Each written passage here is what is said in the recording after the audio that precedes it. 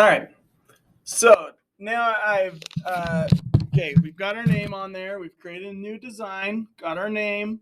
Now go down to settings in the bottom right-hand corner. Click on settings, change the units from millimeters to inches and make that default. Then click the top right X. Don't click cancel. Click the top right X, and then you should see down in the bottom right, says snap grid 1/8. Okay, and then you're going to click snap grid and change it to 1/16. Okay, so set that up. Check your neighbor. All right, do they have their name? And is this say 1/16 inches on the bottom right? So check somebody, everybody get checked so that, you know, if they need help, we can help.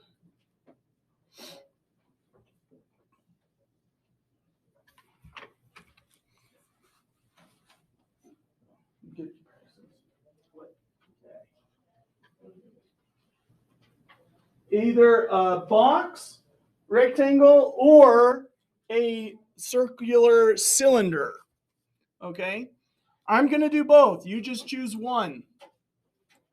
Okay, so I'm going to just grab that box and I'm going to grab that cylinder and I'm going to place them on the work plane.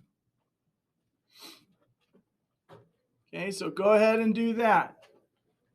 Then change the height.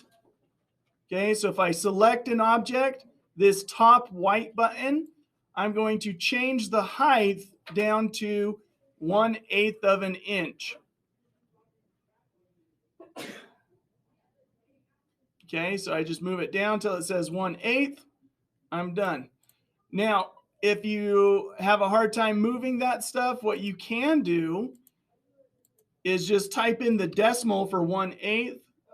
The decimal for 1/8 is 0.125. And that will give you the same thing. Now, on the top or on the right-hand side of the screen on the whiteboard, okay, if you look over there, you'll see that there's some measurements over there. Okay, so for the solid object right here, we're going to type in 1.5 for the rectangle and 2. Then for the cylinder, it's just going to be 2 on both sides. Okay, so I just clicked on the object and I clicked the corner white square.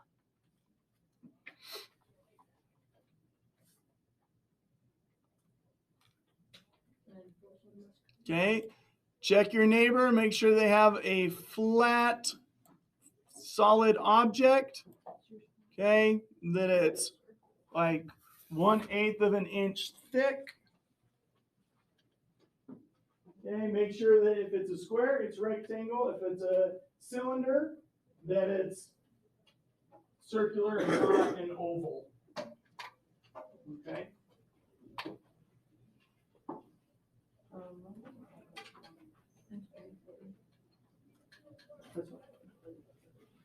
Okay, now over here, right, make sure your measurements are 2 and 1.5, all right, and then the cylinders 2 and 2. Now, click on a hole and place it. Okay, so if you're doing the rectangle, click on the square hole. If you're doing the cylinder, click on the cylinder hole. All right. Now the measurements are over here on the far right side. So for the square, what we're going to do is we're just taking 1/8 of an inch off, and we're going to make it 1/8 of an inch smaller than the solid object. So you're going to type in like 1.875 and 1.375. Okay. For the cylinder, 1.875 on both sides. Yep, so if you just click the corner square, the corner white square, so we're going to change these to 1.875 to 1.875. Now down here, I'm going to change that to 1.875. And then this one is 1.375.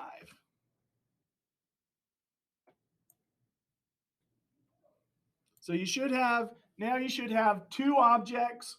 You should have a solid one and a hole.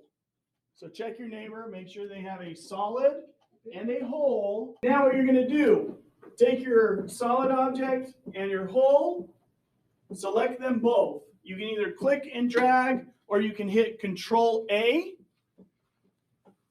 Okay, so I'm going to click and drag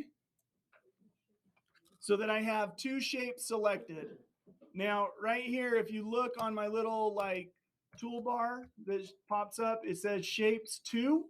That means I've selected 2 shapes. If I select all 4, now my toolbar says 4 shapes that I've selected. So I just want to make sure I've got only the 2 that I want. I'm going to click on the align button, again, up on the right-hand side of the toolbar. I click align, I get ladybug dots, and I'm going to click these 2 middle ladybug dots so that it's horizontally and vertically aligned with each other. Their centers are the same, and I have a nice little border. Okay, and I do the same thing if I have the square until they're grayed out. So I should have something that looks, like this. Okay. All right. So once you've got that, those are aligned. What you're going to do now is, so you don't cut a hole all the way through it and end up with a ring, okay, is you're going to select the hole and see this little arrow above, okay? I'm going to click on it and I'm going to drag it up 1 notch. 1 click, so it says 0.063. That means it's pulling it 0.063 off of the platform. So down here, 0.063. Okay, same thing over there. Then once I've pulled it up, I can select both shapes. And then I can group them. All right, so then I group them. And now I have this nice little frame. Okay, so select 2 objects, and then it's the group. Now you're going to make a hole for the actual keychain to go through. All right. So I'm just going to grab a cylinder. You could do this with any shape. So you could do this with a star. You just have to make sure that it's a hole.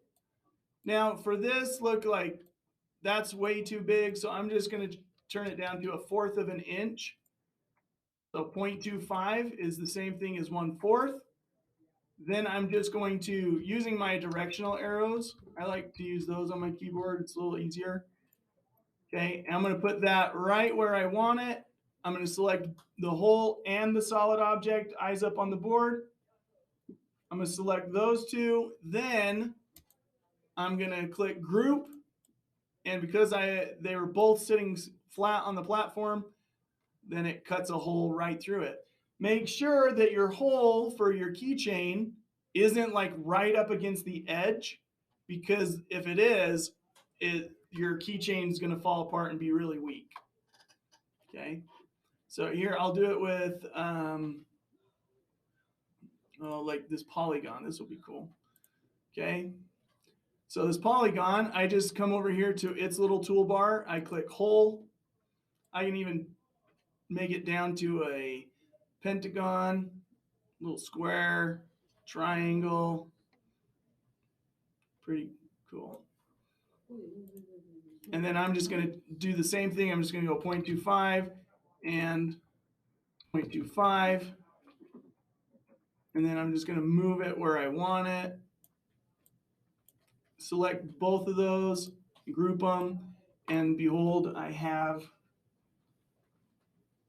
a hole for my chain to go through. Whoops.